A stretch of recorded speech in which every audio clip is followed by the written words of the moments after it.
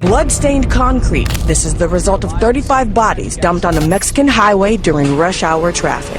This wasn't some random gang violence. He's a person that we would consider as public enemy number one. That is the U.S. government reward just increased and placed on the head of Ruben Oseguera Cervantes, alias El Mencho. 35 bodies dumped in front of Mexico's biggest shopping mall during rush hour. And that was just the beginning of how one man destroyed the most feared cartel in Mexican history. This wasn't some random gang violence. This was El Mencho announcing to the world that Los Zetas, the military-trained killers who made the entire Mexican government shake, would be beaten. And he was about to prove it in the most brutal way possible. Mencho Oseguera Cervantes, known on the streets as El Mencho, didn't just defeat Los Zetas. He completely annihilated them, took their territory, and built the most powerful criminal empire Mexico has ever seen. But how the hell did a mid-level enforcer who got run out of his own state manage to bring down an organization of elite special forces soldiers? Let me break it down because this story is some wild shit that changed everything about how cartels operate in Mexico. Let's rewind to the early 2000s. Los Zetas weren't your typical drug dealers slinging on corners. These dudes were straight-up military professionals who decided crime paid better than serving their country.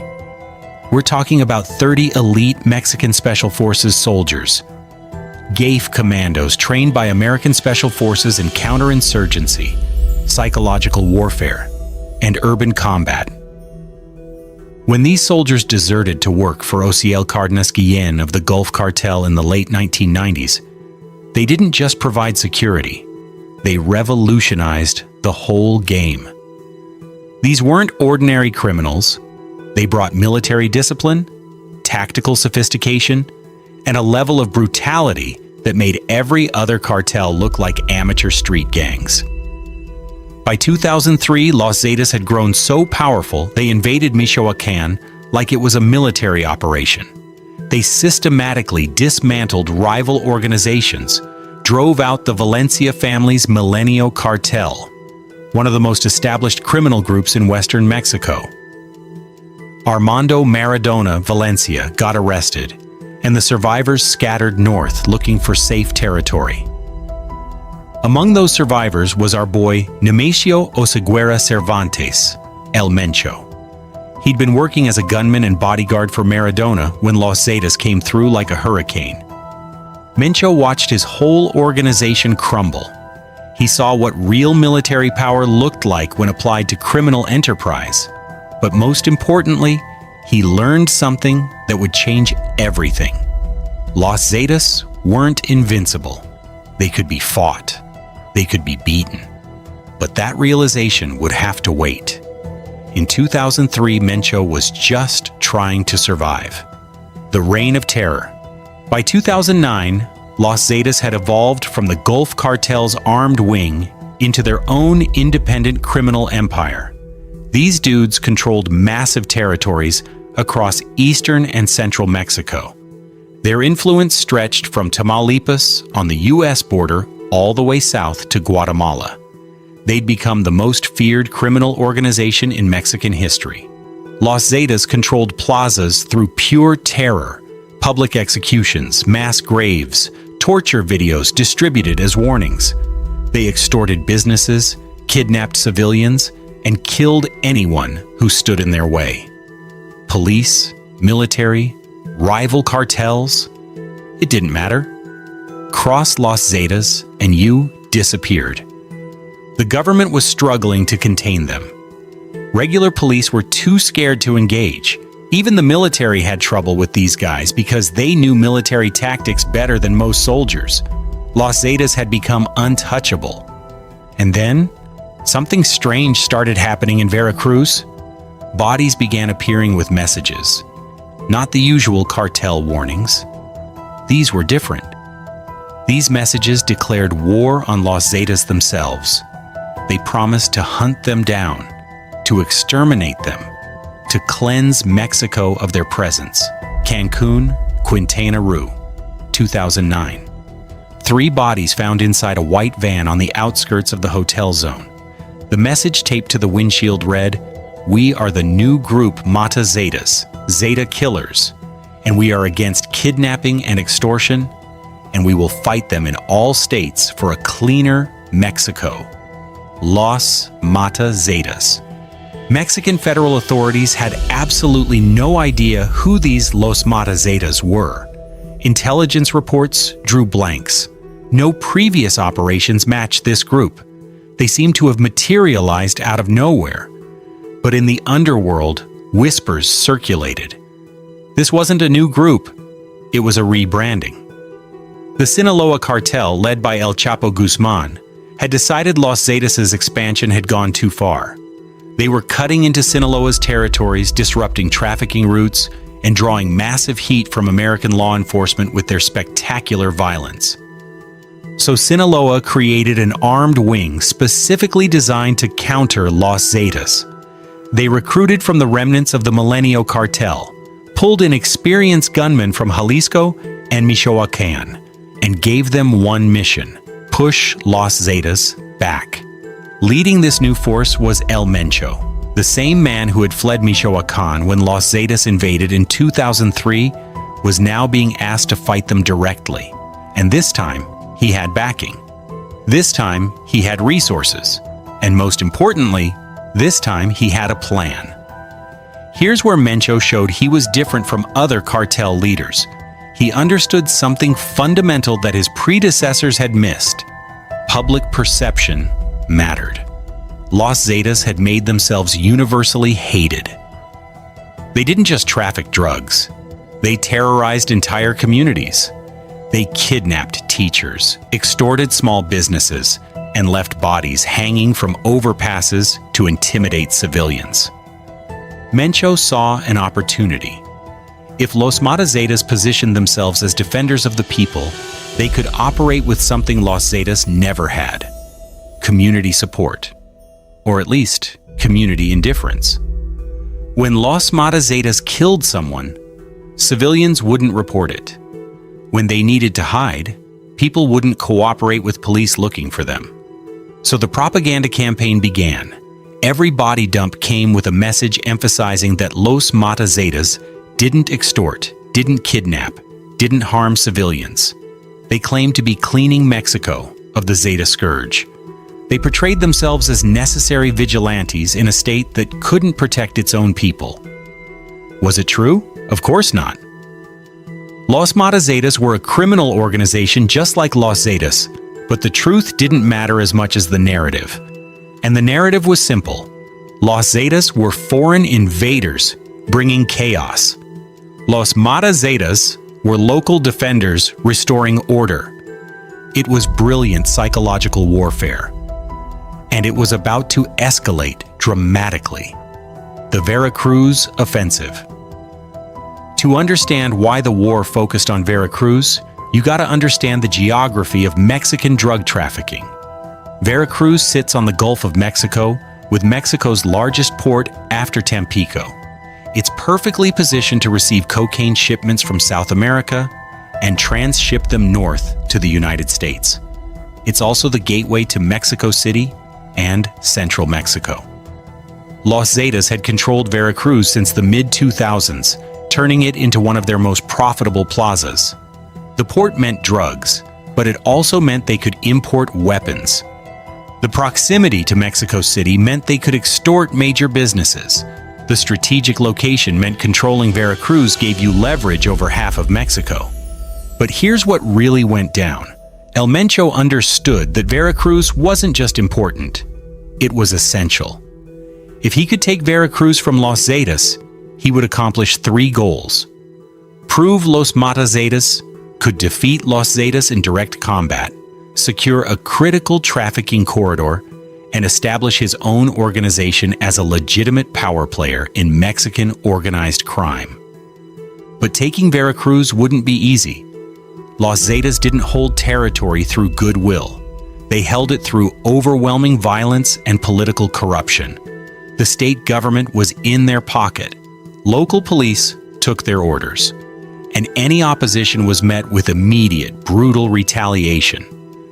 Throughout 2010 and early 2011, Los Mata Zetas conducted a guerrilla campaign in Veracruz. Small-scale attacks, targeted assassinations, ambushes on Zeta convoys. They weren't trying to hold territory yet. They were probing defenses, testing response times, learning Los Zetas patterns. Bodies started appearing more frequently. Not just random killings, strategic eliminations, Los Zetas plaza bosses, local enforcers, anyone collecting extortion money. The message was always the same. Veracruz was under new management. Los Zetas responded as expected, with overwhelming force. But here's where El Mencho's strategy proved its worth. Every time Los Zetas retaliated against suspected Mata Zetas collaborators, they killed civilians. Every time they left bodies as warnings, they reinforced the narrative that they were the bad guys. Every act of violence pushed the population further away from them. Meanwhile, Los Mata Zetas were careful. They targeted only Zetas members and their direct associates. When they left bodies, the messages emphasized the victims' criminal records. They positioned every killing as justice, not terrorism.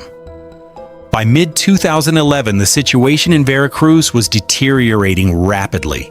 Gun battles erupted in broad daylight. Bodies appeared almost daily. Federal police struggled to maintain any semblance of order. The state government, long compromised by Los Zetas, found itself unable to protect its own officials. And then, in September 2011, El Mencho decided it was time to make a statement so dramatic, so shocking, that no one in Mexico would ever forget it. It was a Tuesday afternoon. Rush hour in Boca del Rio, the upscale suburb of Veracruz City, where middle-class families lived, and Mexico's largest shopping center attracted thousands of shoppers every day. The Voladores de Papantla statue stood at a major intersection where Adolfo Ruiz Cortines Boulevard met the main access road to the city. At approximately 4:30 p.m., two large pickup trucks pulled up beneath an overpass near the shopping mall. Behind them, several more vehicles formed a perimeter. Men in military-style uniforms and tactical gear jumped out. Civilians in nearby cars immediately recognized what was happening. This was a cartel operation. People grabbed their phones, fingers flying across keyboards sending Twitter warnings. Stay away from Voladores' statue. Armed men blocking the road. They don't look like soldiers or police. Danger. The gunmen worked quickly. They opened the beds of the two pickup trucks and began unloading bodies, not carefully. They threw them. Bound bodies with their hands tied behind their backs. Bodies stripped to humiliate them even in death. Bodies with black plastic bags over their heads. Bodies bearing the unmistakable signs of torture, burns, lacerations, blunt force trauma. Within minutes, 35 bodies lay piled beneath the overpass. The gunmen had dumped them in full view of the shopping center, the main boulevard, the residential neighborhoods. This wasn't hidden in some remote area. This was the most public place in the city during the busiest time of day, when thousands of people were driving past.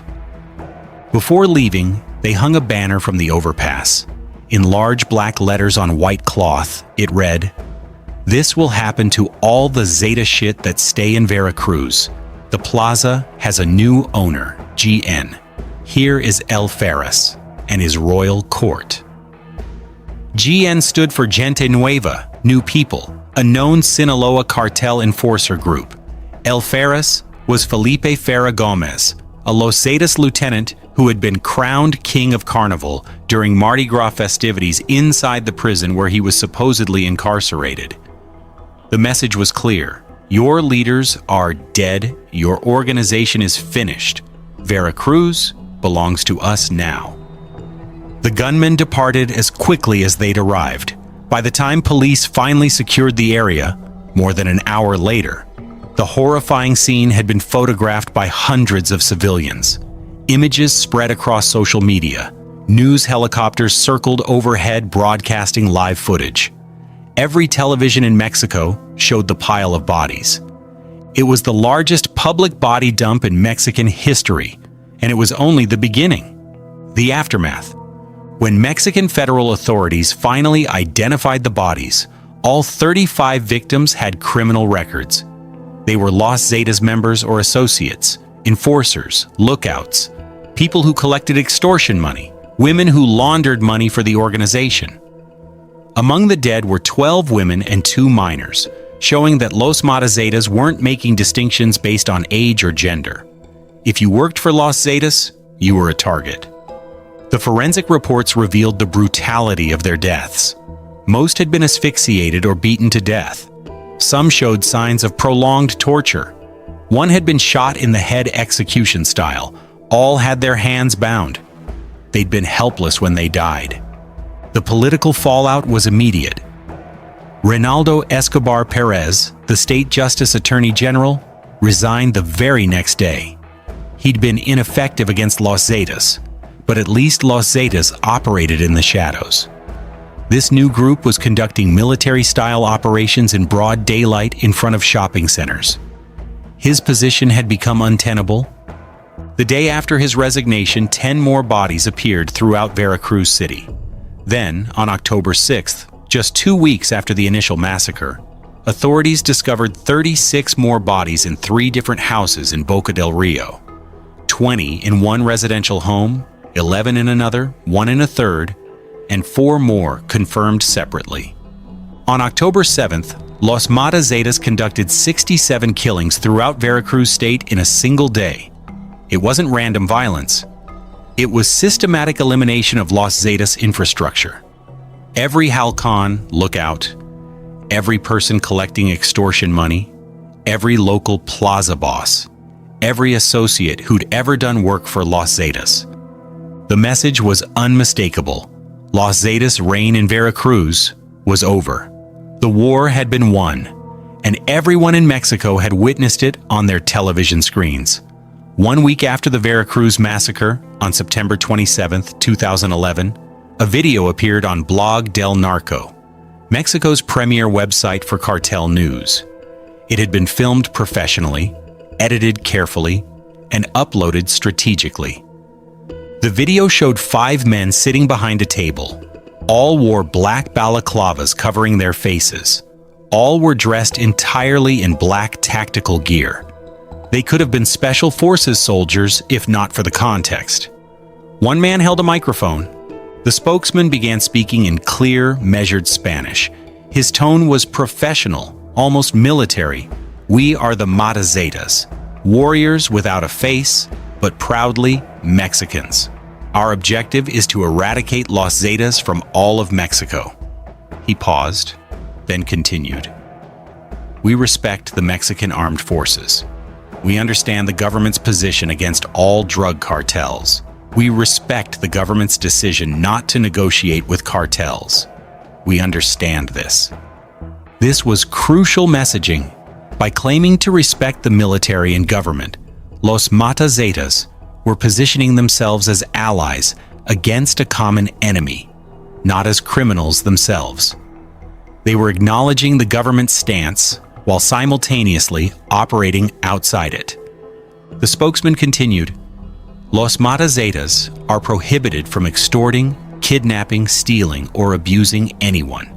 We do not do anything that affects the national patrimony. We are the armed wing of the Mexican people. The armed wing of the Mexican people? It was a brilliant phrase. Not a criminal organization, but vigilantes. Not terrorists, but protectors. The contrast with Los Zetas couldn't have been clearer. Then came the acknowledgement that everyone was waiting for. We apologize for the massacres in Veracruz, but we will continue our efforts to fight Los Zetas. They are not invincible. We will cleanse Mexico of their presence. They are not invincible. With those 4 words, Los Zetas shattered the psychological advantage Los Zetas had built over a decade. The most feared criminal organization in Mexican history could be beaten, was being beaten, had been beaten in Veracruz. The video went viral across Mexico. Millions watched it. News programs analyzed it. And criminal organizations throughout the country took note. Whoever these Mata Zetas were, they had just done something no one else had accomplished. They had humiliated Los Zetas publicly, massively, and gotten away with it. After the Veracruz victory, El Mencho faced a strategic decision. Los Mata Zetas had served their purpose. They'd proven that Los Zetas could be defeated and carved out significant territory, but the name Mata Zetas was limiting. It defined them by their enemy.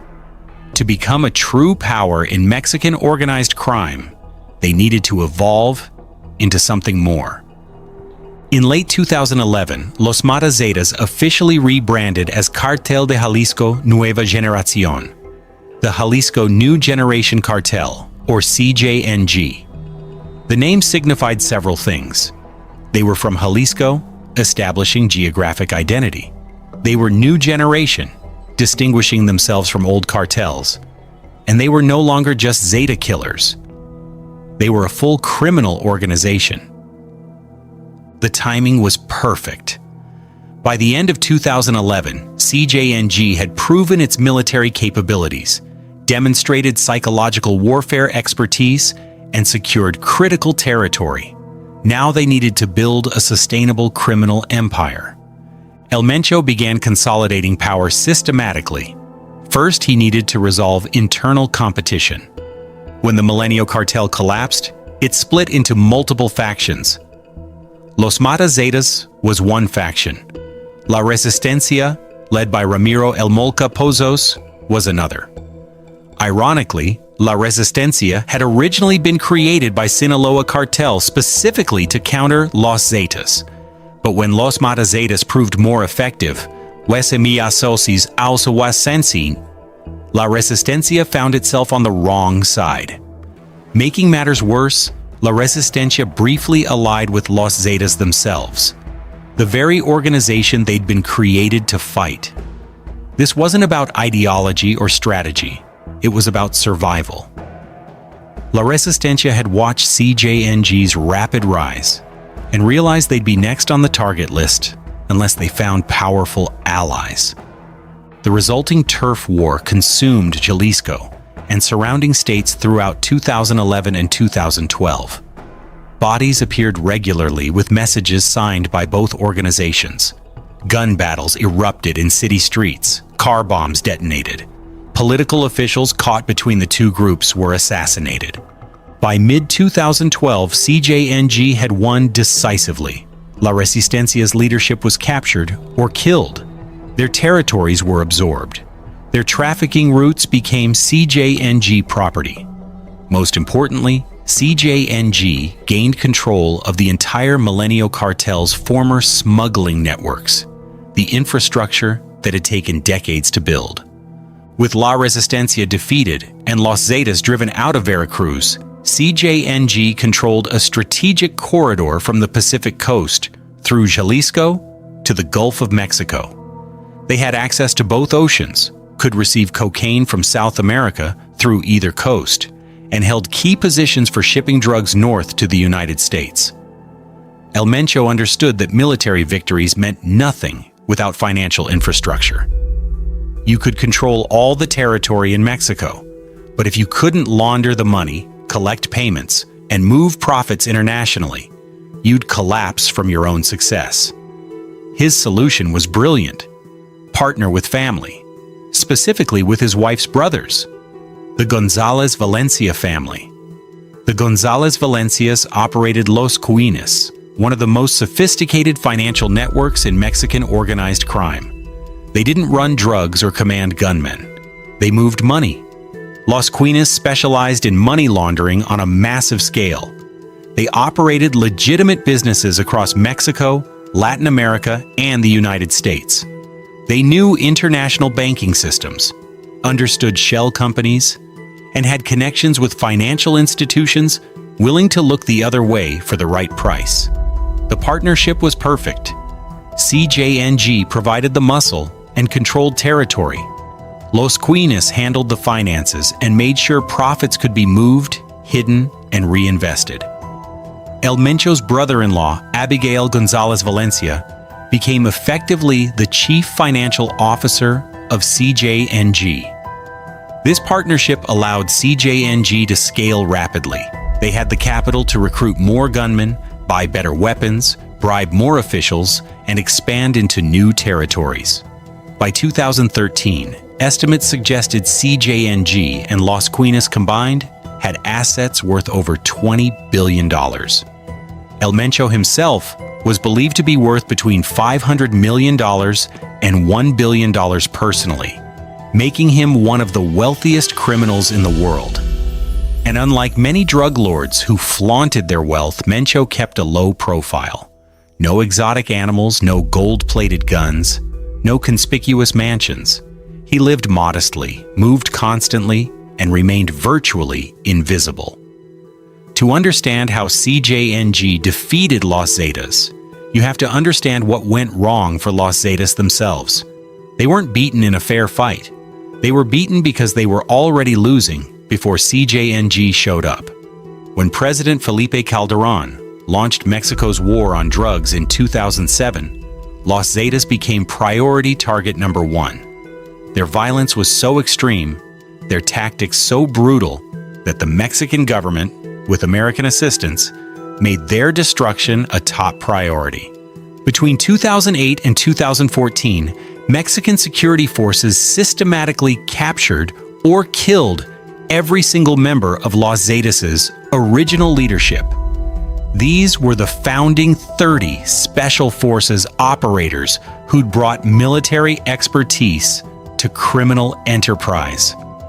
One by one, they fell.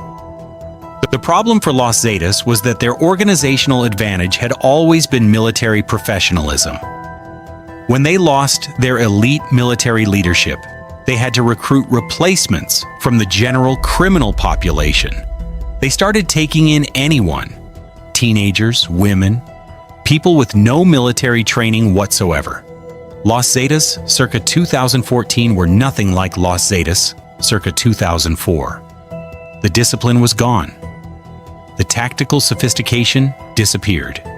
They were still brutal, maybe even more brutal, but they'd lost the systematic professionalism that made them so effective. Meanwhile, CJNG had retained its first-generation leadership. El Mencho was never captured. His top lieutenants remained free. They could plan long-term, maintain strategic continuity, and build on their successes rather than constantly replacing fallen leaders. This single factor, leadership continuity, gave CJNG an enormous advantage over not just Los Zetas, but every other cartel in Mexico.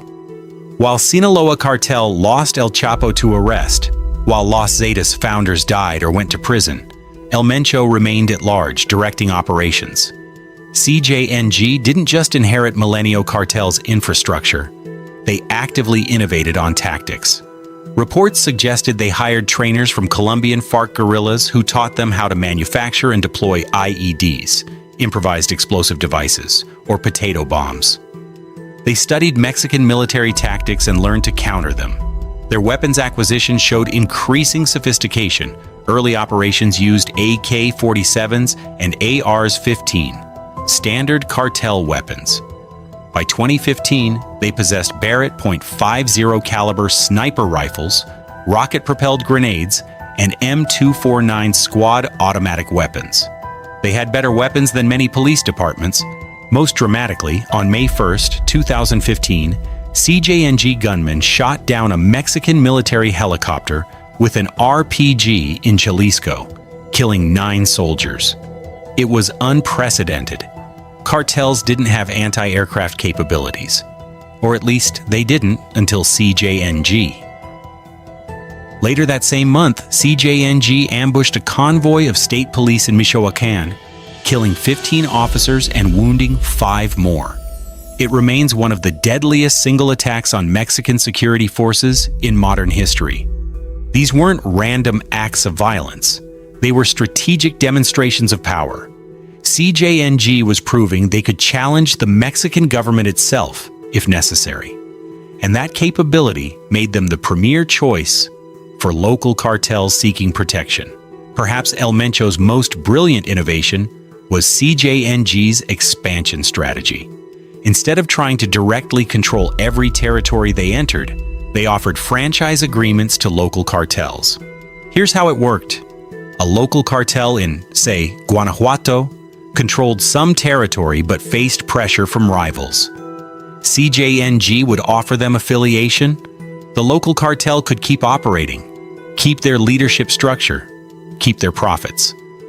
But they'd adopt CJNG branding, get CJNG protection, and pay a percentage to CJNG. In exchange, CJNG provided military support, financial backing, and most importantly, their reputation. Being CJNG affiliated meant rivals thought twice before attacking you. It meant you had backup if things went wrong. It meant you were part of the most powerful criminal organization in Mexico. This model allowed CJNG to expand at incredible speed. By 2020, they operated in 27 of Mexico's 32 states. By 2025, they were the first cartel to have presence in all 32 states. They accomplished in 15 years what took older cartels decades. And they did it without the overhead of directly controlling every plaza. Los Zetas had tried to control everything directly. It stretched their resources thin and made them vulnerable. CJNG outsourced enforcement while maintaining strategic control. It was corporate structure applied to organized crime. While Los Zetas focused on cocaine, marijuana, and extortion, El Mencho saw the future, methamphetamine. He'd learned the business during his time living in California in the 1990s. He understood the economics. Meth was synthetic, so you didn't depend on crop harvests. It was extremely addictive, so demand was constant. And most importantly, American demand for meth was exploding. CJNG invested heavily in methamphetamine production. They secured the port of Manzanillo in Colima, which allowed them to import precursor chemicals from China and other Asian manufacturers. They built massive super labs capable of producing tons of meth at a time, and they developed distribution networks throughout the United States. The profits were staggering. Methamphetamine had higher margins than cocaine and more consistent demand. By 2019, American DEA officials estimated that CJNG controlled up to 70% of all methamphetamine entering the United States. That's not a plurality, that's market domination. Those profits funded everything else. CJNG could afford to pay their gunmen better than competitors. They could afford better weapons. They could afford to bribe more officials at higher levels. The methamphetamine business didn't just make them wealthy, it made them unstoppable. Los Zetas, meanwhile, had diversified into extortion, kidnapping, and oil theft. These activities generated income, but they also generated massive public resentment. While CJNG was making money quietly from drug trafficking, Los Zetas was making enemies daily from petty crimes that affected ordinary people. The Veracruz victory was dramatic, but it wasn't the end. Los Zetas didn't simply dissolve after losing Veracruz. They retreated, regrouped, and continued fighting. Between 2011 and 2019, CJNG and Los Zetas engaged in 314 separate armed clashes, according to data from Uppsala University's Conflict Data Program. But the trajectory was clear. Los Zetas were losing. Territory by territory, plaza by plaza, CJNG pushed them back. What had once been Los Zetas strongholds became contested territory, then CJNG territory. By 2015, Los Zetas had effectively split into two main factions, Zetas Vieja Escuela, Old School Zetas, and Cartel del Noreste, Northeast Cartel. Both claimed to be the legitimate continuation of Los Zetas. Neither had the power the original organization wielded. These factions spent as much time fighting each other as they did fighting external enemies. CJNG exploited these divisions expertly, forming temporary alliances with one faction to eliminate the other, then turning on their former allies. Meanwhile, Los Zetas' remaining territories faced constant pressure, not just from CJNG, but from other cartels sensing weakness. The Gulf Cartel reclaimed territories Los Zetas had taken from them years earlier. Sinaloa Cartel pushed into Zetas areas. Even smaller regional cartels dared to challenge them. The organization that had once made the entire Mexican government tremble was now fighting for survival against multiple enemies simultaneously. While Los Zetas collapsed inward, CJNG exploded outward. They expanded aggressively into central Mexico, taking Guanajuato, Querétaro, and parts of Morelos. They pushed into the Pacific coast states of Colima, Nayarit, and Guerrero. They even entered traditional Sinaloa cartel territories in Baja California, challenging the most established criminal organization in Mexico. Each expansion followed the same pattern: arrive with overwhelming force, offer local organizations the choice between affiliation or elimination, and demonstrate ruthlessness against anyone who chose elimination. Banners would appear announcing CJNG's arrival. Bodies would follow soon after. Then the territory would be theirs. The violence was staggering. In 2018 and 2019, Guanajuato recorded the highest murder rates in Mexico, much of it attributed to CJNG's war with the local Santa Rosa de Lima cartel. When CJNG finally defeated that cartel, they'd killed hundreds. But they'd also secured one of Mexico's most economically important states. By 2020, security analysts estimated CJNG's criminal activities generated billions of dollars annually. They trafficked drugs to the United States, Australia, Canada, Asia, and Europe. They controlled key ports on both Mexican coasts. They'd become a truly transnational criminal organization. Los Zetas still exist today, but they're a shadow of what they once were. The various Zetas factions control small territories in Tamaulipas, San Luis Potosí, and parts of Veracruz. They generate income through extortion, local drug dealing, and oil theft. But they're no longer a major player in Mexican organized crime. Their defeat was comprehensive. They lost their military advantage when government forces eliminated their special forces leadership. They lost territorial control to CJNG and other rivals. They lost their fearsome reputation when CJNG proved they could be beaten. And perhaps most importantly, they lost their organizational cohesion when they fragmented into competing factions. CJNG, meanwhile, became exactly what El Mencho envisioned: the most powerful criminal organization in Mexico. By 2025, they operated in all 32 Mexican states, the first cartel ever to achieve truly nationwide presence. They controlled more territory than any previous criminal organization in Mexican history. Their power grew so concerning that in February 2025, the United States designated CJNG as a foreign terrorist organization. The first time a Mexican cartel received that designation, the American government was acknowledging that CJNG posed threats comparable to Al-Qaeda or ISIS. The U.S. Department of Justice increased the reward for information leading to El Mencho's arrest to $15 million, making him the most wanted fugitive in the Western Hemisphere. Yet despite massive manhunts, despite DEA task forces dedicated specifically to finding him, despite the entire intelligence apparatus of the United States and Mexico searching for him, El Mencho remained free. There were persistent rumors about his health. Reports in 2022 claimed he died from respiratory failure during treatment at a private hospital in Guadalajara. These reports were never confirmed. Narcomantas appeared, suggesting he was dead. But no body was ever found. No official confirmation ever came. And CJNG operations continued with the same sophistication and ruthlessness. Whether El Mencho is still alive or whether CJNG now operates under new leadership, the organization he built continues to dominate. They're no longer fighting Los Zetas. That war was won years ago. Now they fight Sinaloa Cartel for supremacy in Mexico. battling over key border plazas like Tijuana and Ciudad Juarez. Numbers can't capture the human cost of the CJNG Zetas war, but they provide some scale. Between 2011 and 2019, the conflict directly contributed to thousands of deaths in Veracruz, Jalisco, Michoacán, Guanajuato, and other states.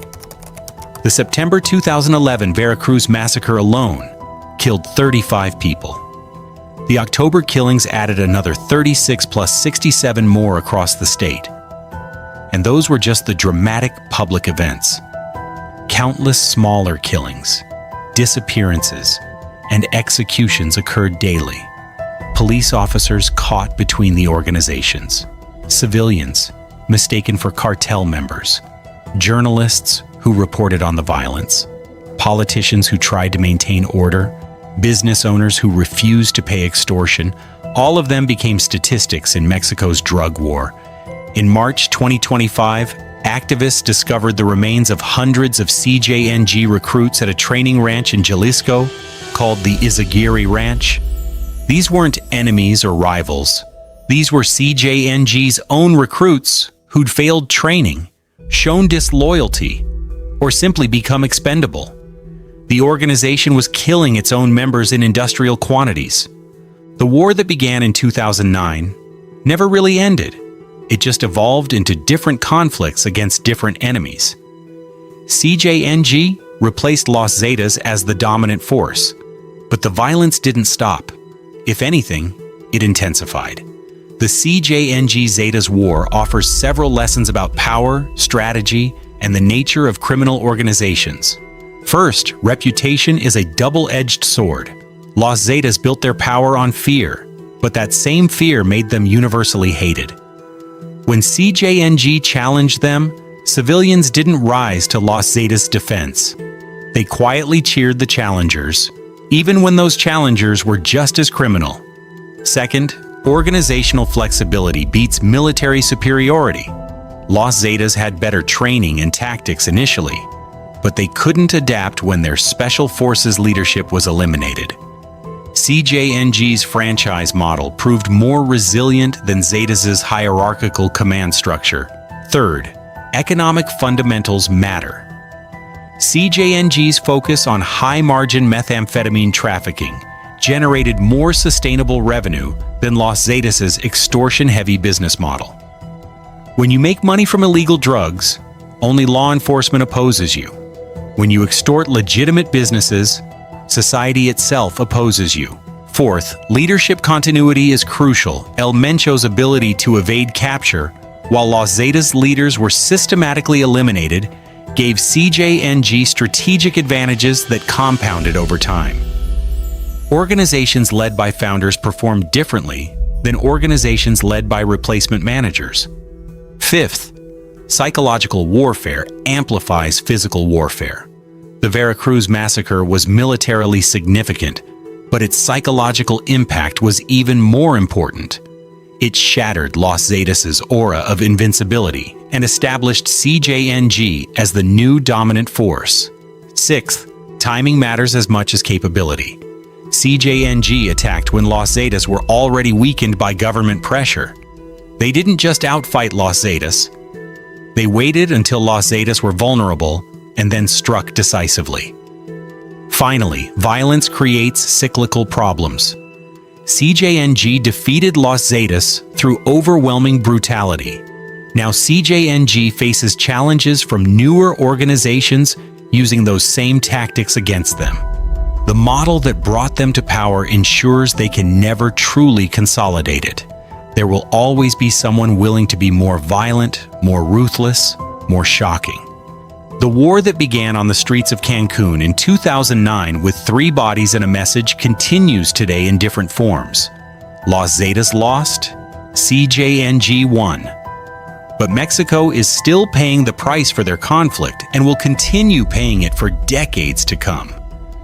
El Mencho didn't just defeat Los Zetas. He revolutionized how criminal organizations operate in Mexico. He proved that military training wasn't everything, that public perception mattered, that economic fundamentals trumped tactical superiority. He built an empire that outlasted its founder and continues to dominate Mexican organized crime. That's how one man took down the most feared cartel in Mexican history. Not through superior firepower or better training, but through superior strategy, better timing, and understanding that in the criminal underworld, just like everywhere else, perception becomes reality. And once Los Zetas lost their reputation for invincibility, they lost everything else too. This story changed everything about how we understand power, violence, and control in the modern criminal world. And it all started with 35 bodies dumped in front of a shopping mall on a Tuesday afternoon in Veracruz.